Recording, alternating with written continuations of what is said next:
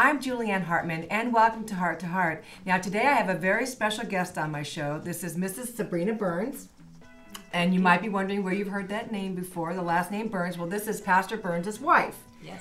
And they pastor Santa Clarita Christian Center out in Valencia. Yep. And the reason why I thought it was really important to have her on the show is because I've heard many testimonies throughout the years of pastors' wives talking about, you know, I wish my husband would have never taken that role. I wasn't ready. Or I wanted to be more in the limelight, and so I wanted him to take on that role. Right. And so there's all kinds of different, you know, scenarios along with that. So yes. I really wanted, and it's very interesting because you always hear the pastor, you never really talk to the wife. So right. That's why. So that's why I'm here. That's why you're here today. So, so first I want to ask you, like, what is your definition of the role of a pastor's wife? Well, to me, again, it's hard for me to completely separate them because, again, I'm of the mindset that every wife should be supportive of her husband in right. whatever he does. However, we are talking about pastors' wives as well today. So in that role, I think it's to be supportive and not only of the vision, but of him. Mm-hmm. I could say for myself and my husband, I have this conversation often, and the fact is, in his vision, I know it's in him because he's the visionary. Okay. So I know where to separate the two, where there's ideas and there's things that he will do and direction that he has in ministry that it's not in me because I'm not the visionary. It's actually in him. So I'll ask him. Now, again, I'm a part of decisions, things that will impact me, my family, but at the same time, I always go back to, well, it's in you, honey. So what exactly do you want to do? Do you have an idea to have a roller coaster outside for right. the kids to play on? And it's like, no, I really never wanted to have, you know, a mini Magic Mountain outside. Right. I never wanted that. That's not, okay, so see, you don't want that. So don't let someone talk you into that. Because obviously we have a board and other people that we listen to as well, of course. They are all part of that vision. So in my role, it's always to support and be yielding to what he wants to do, but at the same time not take on that role. Like, well, this is what I want to do. Because it's not in me. God has given it to him. He's given him that plan. Right. So I'm in support, even though the two kind of come together. Right. But they still are very separate. And that's why I always ask him, because people, of course, have many ideas. When you're a pastor's wife or pastor, people are full of ideas. Oh, I'm sure. Full of ideas. And a lot of times it's not for us. We don't want to implement those because that's not within the vision. So I'm there kind of as his liaison, so to speak, and his support system to bang things off of him and say, if this isn't what you want to do right now, just say you don't want to do this. Right, right. So that's kind of where my support is. And then obviously as a wife as well, I would say for me, a pet peeve that I have of wives, believers now, just wives, right, is women are just so demeaning of their husbands, I find. Which isn't good, whether you're a believer or not. You know, it's something, especially young women, you'd want to learn that that's not what you want to do. It doesn't help if you tell your husband, your boyfriend, let's say start there, you're engaged, right. You're lazy, you're irresponsible, you're so dumb, you never do anything right. Those are seeds that you're sowing in someone, just like we would never do that, hopefully, to our children. Much more to someone who's going to be with you, who you're going to be a partner and a team the rest of your life, and that you would want to start off by saying these things to them, because they're hurtful things and they might come up later in your marriage. Right. But those are seeds that start growing of resentment and bitterness in men that later on, even if it's a small indication that what are you going to do or what are you doing, and that pressure always on the man, that's where, again, I'll define my role is to support what he's doing, whether he was a pastor or not, because obviously my husband hasn't always been a pastor. He's been just a husband and a daddy too. Right, right. So in that, I have learned, and I've learned, because I'm not saying I've never done it when we were younger, and what are you going to do? Well, what do you want to do? Or and my husband has tried out for the police test. He did that years ago. Right. A lot of people might not know. We bought the real estate packet years ago for him to sell real estate. This was 20-some years ago. So he's always known there was a calling on his life. But from there to here, There's a lot of in betweens. Sometimes people see an end result. They see the end result of a man that we've created. Yes, right. And they're like, oh, I would love that man. Yeah, well, you didn't have him 20 years ago. So, of course, you'd love him today, but you're not going to get him today because I put all this work into him. Exactly. So, and it goes both ways. You know, like my children might say, you created a monster, you know, because you created somebody who, you know how to serve him. Not pastor. Of He's course perfect. not. No, Aren't not all him. pastors perfect? These are other monsters, of course. So, yeah, there's a time that you sow into that person, and if you see that potential in them, and you know, I'm in this with you, and we're a team. And today, you know, on a side note here, I'm going to say my heart goes out to couples, young couples as well, because when you don't know what you have right there in front of you, and that person's starting off, and they're not sure, am I supposed to sell furniture? Am I supposed to be a director? Am I supposed to do this? You have to support them. Right. You have to support the vision, even if you know, I don't want you to do this. But there's ways to encourage someone without saying, maybe you know you're never going to do this. It's not in you. You can't be a comedian. You're not funny. Right. Okay, right. so there's obvious things. You can't be a singer. You know what I'm saying? But you can still encourage them. Like, you know what? I know whatever you do, you're going to be good at it. But let me ask you a question.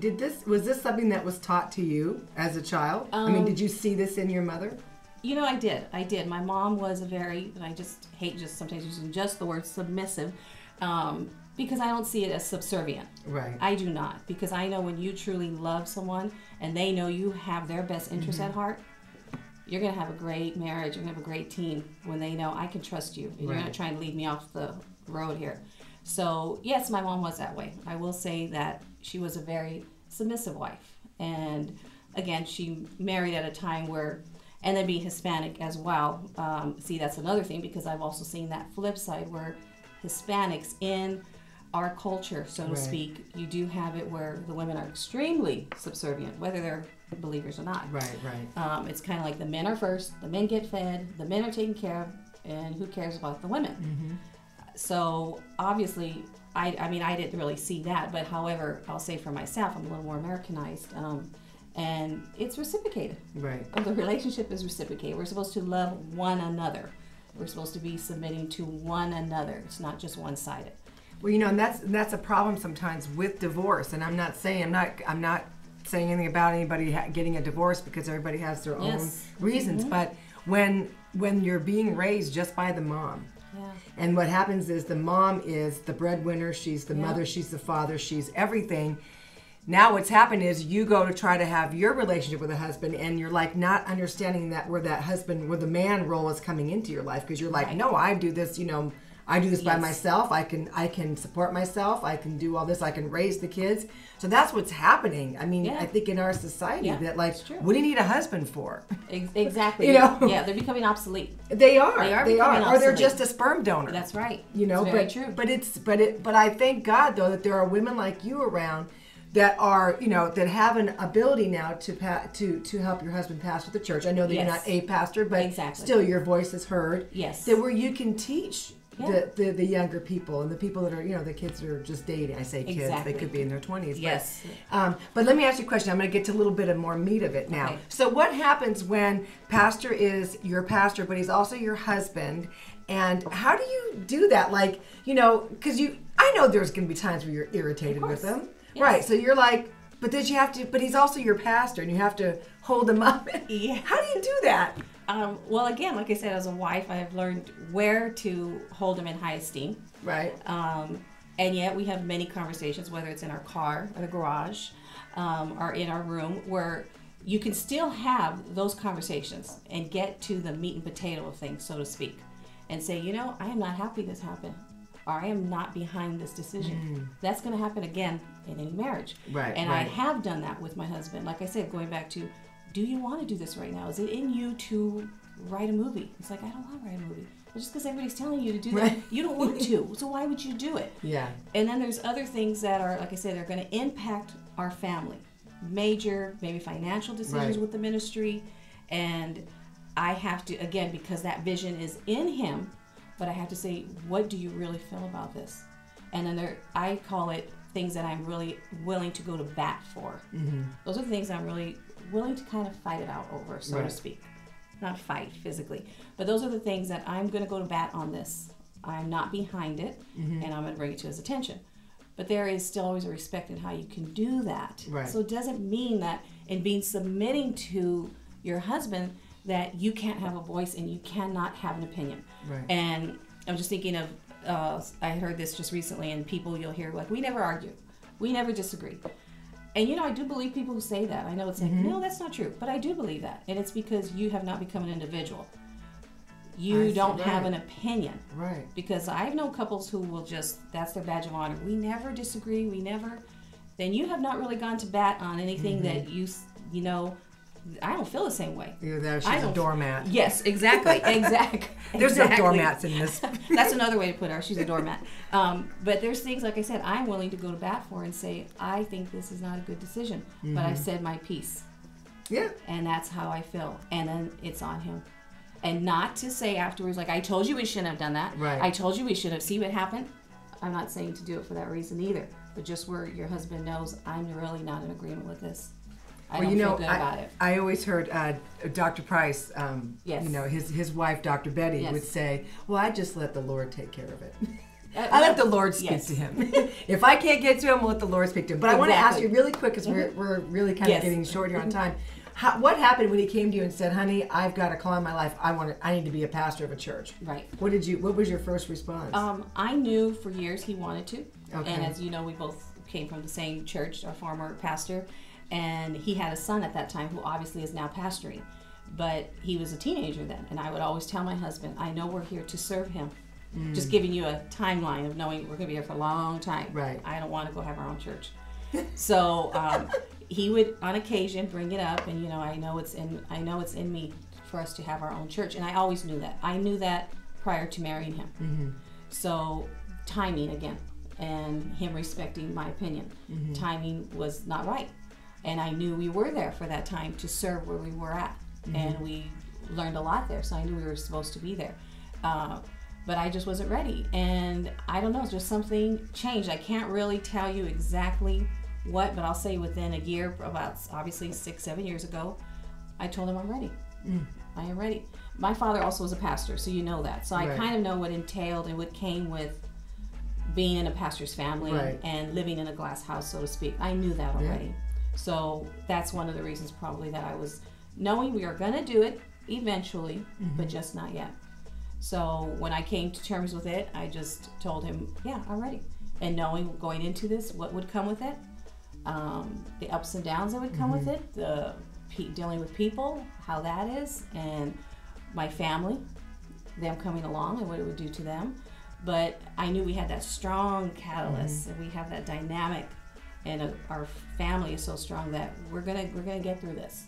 We're gonna be able to do this as a unit, because everyone really is on board. There's no way I can separate it. Right. My kids are gonna feel it. If somebody tells their dad, which this happened at the last church we were at, and it happens. I don't like you. I don't like the way you share. I don't think you're nice. Okay. Yeah. Well, you need to find somebody who you do like.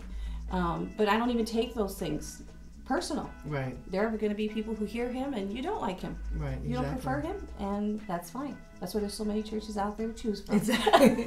Like Dr. Price would say, you passed the many churches on your way here. Yes. Well, we have to go, but our foundation scripture today is Ephesians 5:22. Yes, 22. And I need to put on my glasses for that. Even though it's giant print? I scared to say that. Okay, 5:22, and it says, wives, submit to your own husbands as to the Lord. And the verse before that, verse 22, I just want to say is submitting to one another. So always yielding to one another. Mm-hmm. And also Scripture talks about the older women, which I say is mature women, kind of leading our young and admonishing our young women. So I hope we did that today. I think we did. I learned a lot. I really do. I really respect that because, my life was a little different. But, I'm coming around. That's right. I'm coming around. Thank God for her husband.